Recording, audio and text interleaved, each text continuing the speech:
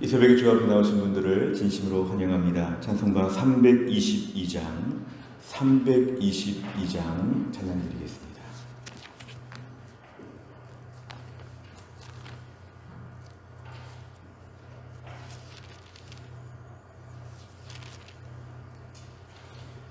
찬송가 322장입니다.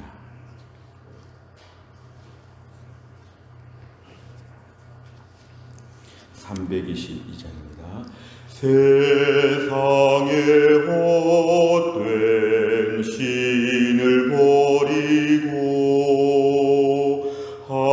하나님 이름 높여 기리세. 온 천하 백성 모두 나와서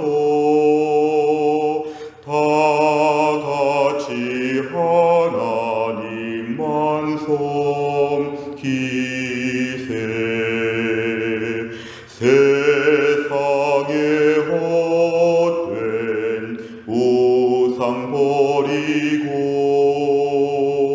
인간의 모든 부귀 영화와 거짓과 모두 버리고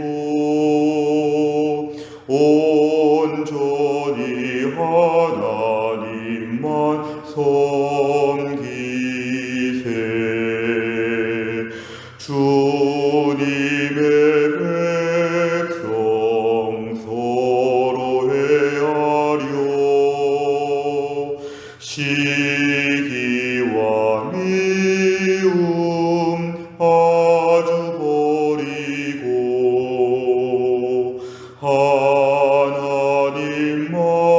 하나님만을 홀로 섬기는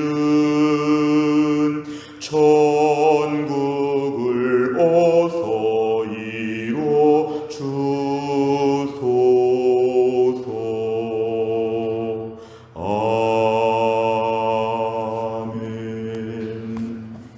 하나님 말씀 누가복음 11장 45절부터 54절까지입니다. 누가복음 11장 45절부터 54절의 말씀 신약성경 113페이지에 있습니다.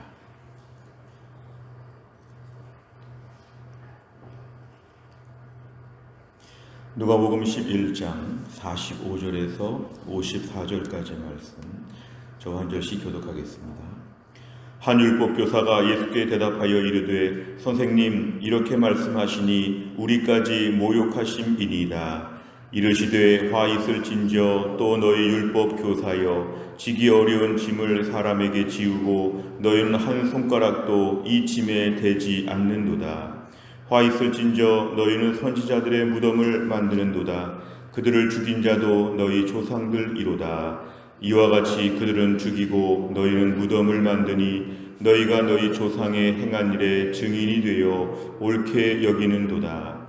그러므로 하나님의 지혜가 일렀으되 내가 선지자와 사도들을 그들에게 보내리니 그 중에서 더러는 죽이며 또 박해하리라 하였느니라.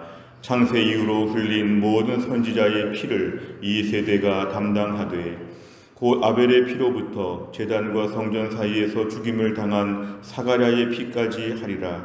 내가 너희에게 이르노니 과연 이 세대가 담당하리라. 화 있을진저 너희 율법 교사여 너희가 지식의 열쇠를 가져가서 너희도 들어가지 않고 또 들어가고자 하는 자도 막았느니라 하시니라. 거기서 나오실 때에 서기관과 바리새인들이 거세게 달려들어 여러 가지 일을 따져 묻고 그 입에서 나오는 말을 책잡고자 하여 노리고 있더라. 아멘. 오늘 45절에 보니까 한 율법 교사가 등장합니다. 율법 교사는 구약의 많은 율법의 말씀들을 공부한 전문가입니다. 하나님 말씀에 대해 나름대로 잘 알고 있던 당시 지도층 인사였는데 그 율법 교사가 갑자기 등장하는데 예수님께 이렇게 말합니다. 선생님, 이렇게 말씀하시니. 이렇게라는 말은 뭘까요? 어제 말씀에 의하면 바리새인을 예수님 책망하셨지요. 바리새인의 외식들, 겉만 깨끗이 하고 속은 매우 더러운데 너희가 그렇게 하면 안 된다. 어제 바리새인을 예수님께서 책망하시고 그를 혼내셨는데 그 얘기를 듣고 율법 교사도 덩달아 마음이 불편했던 것 같습니다. 선생님, 이런 식으로 말씀하시면 저희들도 참 불편합니다. 왜 우리까지 모욕하십니까? 스스로 예수님 말씀에 마음이 찔린 것이죠. 보통 마음이 찔리면 거기에 대해서 회개하고 고쳐야 되겠다 결심해야 되는데 이 율법 교사는 굉장히 예수님께 지금 따지고 있습니다. 왜 우리 기분을 나쁘게 합니까? 왜 우리 마음을 상하게 합니까? 자신들의 죄가 밝혀질 때에 회개하지 않고 불편한 마음을 갖는 것 굉장히 안 좋은 태도이죠. 46절에서 예수님은 미안하다 이렇게 말씀하지 않고 더 세게 말씀하십니다. 너도 오늘 혼나야 된다. 화 있을진저 율법교사여. 이제 바리새인을 혼내시다가 율법교사를 혼내십니다. 너희들은 지기 어려운 짐을 사람에게 지웠다. 하나님 말씀을 잘못 해석하고 과중되게 해석해서 많은 사람들에게 하나님 말씀이 무거운 짐처럼 느끼도록 너희가 그렇게 얘기를 했고 너희는 한 손가락도 이 짐에 대지 않는도다는 건 너희는 조금도 도와주지 않는다. 짐을 좀 덜어주고 같이 밀어주고 이래야 되는데 너희는 지기 어려운 짐을 사람들한테 가르치고 있고 너희는 하나도 도와주지 않고 있다. 너희가 그럴 수 있겠느냐. 47절에는 화가 있을 것이다. 너희는 선지자들의 무덤을 만들었다. 이거는 선지자들을 죽였다는 것입니다. 하나님 말씀을 바르게 전하는 오늘 예수님 말씀에 지금 밝은 화를 내고 있는데요. 하나님 말씀을 들었을 때 회개할 타이밍에 분노하고 핍박하는 것. 너희 조상들도 그러지 않았느냐. 이렇게 47절에서 말씀합니다. 48절 너희 조상들은 죽였고 너희는 무덤을 만들고 있는 것. 너희가 너희 조상의 행한 일에 증인이 되어 옳게 여기는도다 동조하고 있다는 것이죠. 조상 때부터 선지자가 바른 말을 전하면 그렇게 불편해하고 괴롭히고 핍박하고 심지어 죽이고 무덤을 만들었던 너희가 여전히 후손인 너희들까지도 그런 식으로 말씀에 반응을 보이고 있는데 이게 잘못됐다는 것입니다. 49절에 하나님의 지혜가 일렀으되 다른 번역에 의하면 지혜로우신 하나님께서 말씀하시는데 선지자와 사도들을 보낼 텐데 너희가 죽이고 또 박해할 것이다. 왜냐하면 자신들의 죄에 대해서 얘기를 하니까 자신들의 잘못한 부분을 얘기하게 되면 또 기분 나빠하고 괴롭히고 선지자를 늘 죽이고 사도를 늘 죽이고 이것이 바로 너희의 일이 아니냐 이렇게 얘기합니다. 50절과 51절에 보면은 창세 이후로 이런 식으로 많은 선지자들이 죽었는데 이 세대가 담당할 것이다. 최초로 아벨이 죽었는데 오늘 사가랴 그건 이스라엘의 왕이 요아스 시대를 보면은 선지자를 핍박한 것이죠. 사가랴가 죽었는데 이 모든 것 가운데 너희가 얼마나 악한 일을 했느냐 이거 다 하나님 너희 갚으실 것이다. 이 세대가 담당한다는 것은 이 세대가 책임을 묻게 된다는 것입니다. 결국에는 이 모든 것 가운데 하나님이 심판하실 것이다. 그래서 52절 너희들에게 화가 있을 것인데 지식의 열쇠 하나님 말씀을 풀이하는 걸 가지고 와서 그 말씀 앞에서 너희도 들어가지 않고 너희도 은혜를 받지 않고 다른 사람도 은혜 받는 것을 막고 있다. 결국 너희가 하나님 말씀을 알고 있는 걸 가지고 제대로 섬기지 못하고 오히려 걸림돌이 되고 있다고 예수님 말씀합니다. 53절에 보니까 지금까지 말씀을 들었을 때에 다시 한번 서기관과 바리새인들, 율법사 이러한 사람들은 거세게 달려들어 예수님의 지금까지 말씀을 들었을 때 이제 화가 더 난 것입니다. 이제 회개할 포인트가 되었는데 더 거세게 달려들어서 성경에 나와 있지는 않지만 여러 가지 일을 따져 물었다. 예수님께 지금 막 시비를 거는 것이죠. 막 따져 묻는 것입니다.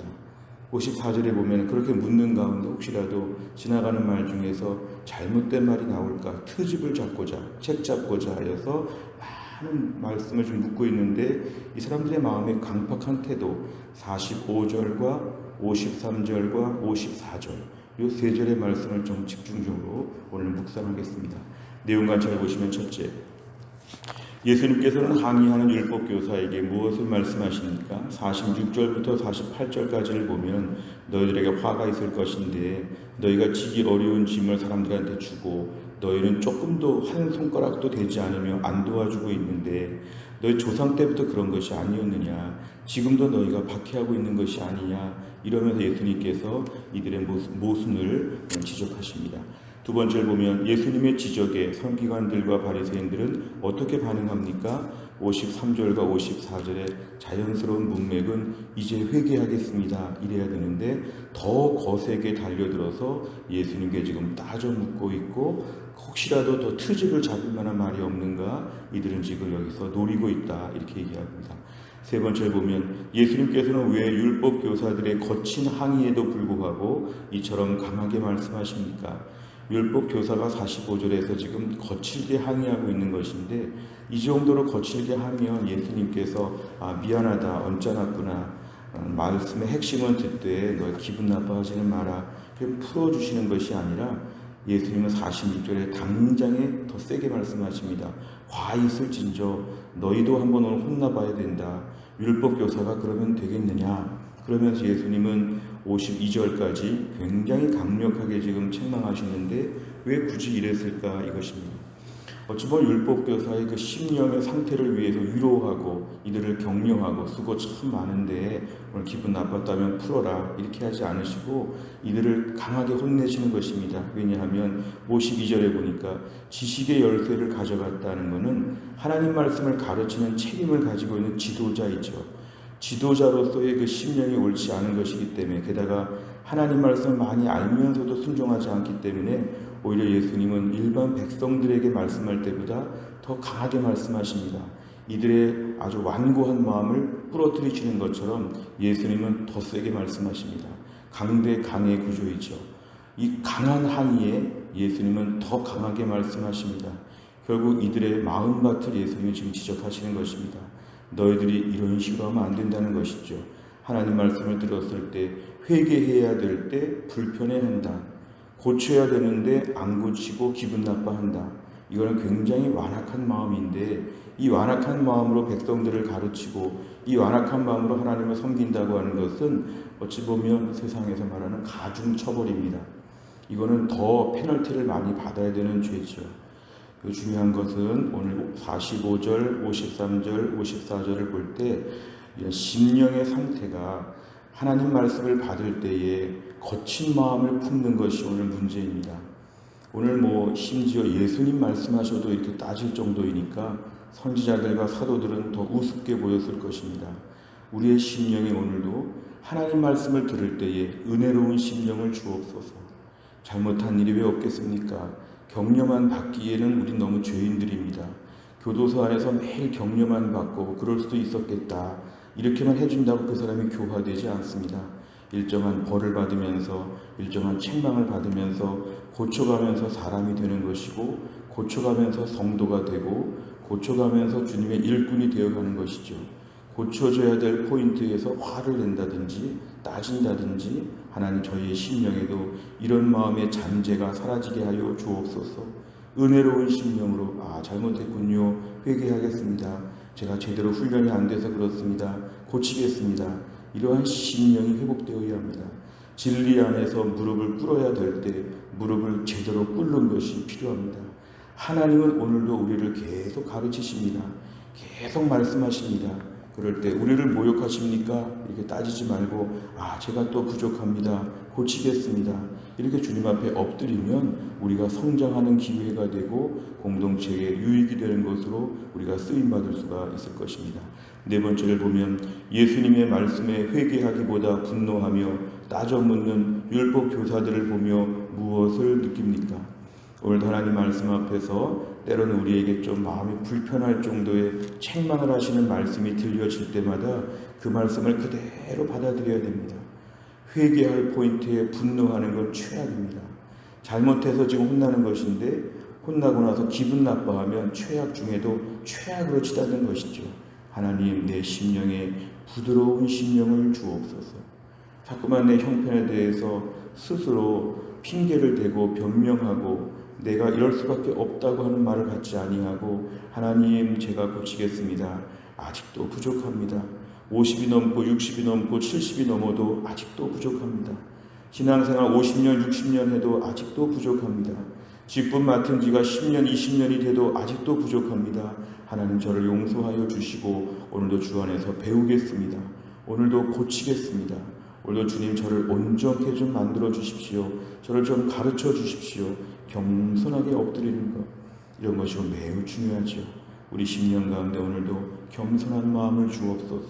조금 더 거친 마음이 되지 아니하도록 호전적인 마음을 갖지 않게 하여 주옵소서. 교회 안에서 제일 은혜 받은 분들은 부드러운 심령을 갖고 있습니다. 하나님 앞에서 거친 마음을 가질 수가 없습니다. 성령께서는 우리의 마음을 매일매일 부드럽게 하여 주십니다. 오늘도 굳어지지 않도록, 딱딱해지지 않도록, 금방 달려들지 아니하도록 성령 안에서의 부드러운 심령을 우리에게 허락하여 주옵소서. 성령 충만한 것은 심령이 부드러운 것입니다. 공격적인 마음이 드는 것은 오늘 성령 충만이 아니라 육신 충만한 것입니다. 육신은 혈기가 있습니다. 육신은 욕심이 있고 야망이 있고 공격적입니다. 오늘 저희의 심령 가운데 은혜로운 심령으로 예수님의 가르침, 또한 사도들과 선지자들의 가르침 다 받아들일 수 있는 영적인 진리의 수용성을 허락하여 주옵소서. 기도 제목입니다. 5번째를 보면 내 은밀한 죄를 드러내는 말씀에 찔려 변명하고 반항한 적이 있다면 언제입니까? 교만함을 내려놓고 말씀 앞에 무릎 꿇기 위해 변화되어야 할 것은 무엇입니까? 오늘도 우리 심령이 강팍해지는 것이 제일 문제입니다. 내 심령에 고맙습니다 하나님, 이런 마음이 있도록 기도해야 됩니다. 내 심령에 잘못했습니다 하나님, 이런 마음이 들 수 있도록 기도해야 됩니다. 고마운 것과 잘못한 것을 인정하는 것이 부드러운 심령입니다. 이 두 가지 말을 오늘 많이 써보시길 바랍니다. 고맙습니다 하나님, 그리고 사람들한테도 고맙습니다 고맙습니다 이런 말을 하는 사람은 부드러운 사람이고요, 잘못했습니다 하는 말을 하는 사람은 부드러운 사람입니다. 오늘 내 심령 가운데 고맙고 잘못했고 이런 말을 하면서 하나님 앞에 엎드리게 되면 하나님을 더 많이 가르쳐 주실 것입니다. 우리는 평생 공사 중입니다. 아직도 우리는 계속 배워야 되고요, 아직도 변화되어야 되고요, 아직도 목사인 저부터 우리 모두가 오늘도 조금 더 온전케 되어야 되는 오늘 그런 날입니다. 이 땅에 완성은 없고 천국 가야 온전해진다고 했습니다. 끊임없이 배워야 될 때에 사사건건 기분 나빠하고 변명하고 핑계하고 이런 마음은 성장을 가로막고 심령을 강팍하게 만드는 사탄의 무서운 독약입니다. 또한 나를 살면서도 은혜 충만하게 부드럽게 하나님 뭐든지 가르쳐 주십시오. 뭐든지 고치겠습니다. 무슨 말씀이든지 다 배우겠습니다. 받아들이겠습니다. 이러한 마음을 달라고 이 아침에 기도하시고 하루 종일 은혜로운 심령으로 또한 나를 살 수 있기를 주의 이름으로 축원합니다. 기도하겠습니다. 하나님 아버지 감사합니다. 이 새벽에도 하나님이 저희를 깨우시고 주 앞에 나와 말씀 붙잡고 기도하게 하신 하나님 감사합니다. 예수님의 가르침 앞에서 율법교사, 서기관, 바리새인들이 얼마나 마음이 거칠고 예수님께 따지고 있는지를 보았습니다.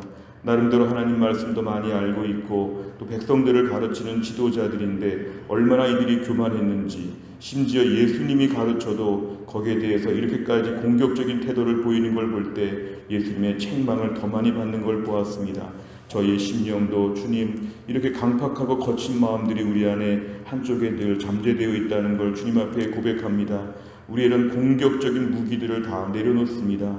예수님 말씀 앞에 오늘도 책망을 들어야 되고 오늘도 더 많이 고쳐줘야 되고 더 많이 다듬어져야 될 저희가 자꾸 이런 말 듣기를 싫어하고 하나님 말씀 앞에 기분 나빠하고 하나님 말씀 앞에 섭섭해하고 하나님 말씀 앞에서 왜 나를 책망하시냐고 격려와 위로만 해달라고 하나님 말씀 앞에 때를 쓸 때가 얼마나 많은지 모릅니다.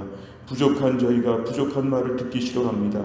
얼마나 모순 중에 모순인지 여전히 배워야 될 저희가 배우기를 싫어하고 다 아는 것처럼 완성된 존재인 것처럼 하나님과 사람들 앞에 설 때가 얼마나 많은지 모릅니다. 마지막까지 부족한 인생, 오늘도 주님 말씀 앞에서 하나님 말씀을 다 받아들이게 하여 주시고 책망을 들을 때 회개할 수 있게 하여 주시고 하나님께 고맙습니다, 잘못했습니다, 은혜로운 심령으로 또 한 날을 감당할 수 있도록 하나님이 함께 하여 주옵소서. 하나님 또 한 날도 우리 교회 안에 몸이 약한 분들을 고치사 김혜은 권사님과 유동혁 성도님과 신효승 권사님과 한재효 집사님을 오늘도 하나님이 고쳐주시고 그 밖에 교회 안에 몸이 약한 많은 분들, 우리 부모님들, 우리 자녀들 하나님 돌보시고 직장과 학교와 우리 삶의 터전 가운데 오늘도 주님의 은혜 가운데 한 날을 살 수 있도록 아버지 하나님 도와주옵소서. 오늘 저녁에 제자 훈련 가운데 은혜를 베푸사 은혜 충만한 훈련 될 수 있도록 하나님이 함께하여 주옵소서. 감사드리며 예수님의 이름으로 기도하옵나이다. 아멘. 화요일마다 기도하는 100대 기도 제목은 교회를 섬기는 분들을 위해 기도합니다. 29번부터 42번까지 오늘 꼭 기도해 주시기 바랍니다. 주기도문 하겠습니다. 하늘에 계신 우리 아버지여, 이름이 거룩히 여김을 받으시오며 나라의 임하옵시며 뜻이 하늘에서 이룬 것 같이 땅에서도 이루어지이다. 오늘날 우리에게 일용할 양식을 주옵시고 우리가 우리에게 죄 지은 자를 사하여 준 것 같이 우리 죄를 사하여 주옵시고 우리를 시험에 들게 하지 마옵시고 다만 악에서 구하옵소서. 대개 나라와 권세와 영광이 아버지께 영원히 있사옵나이다. 아멘.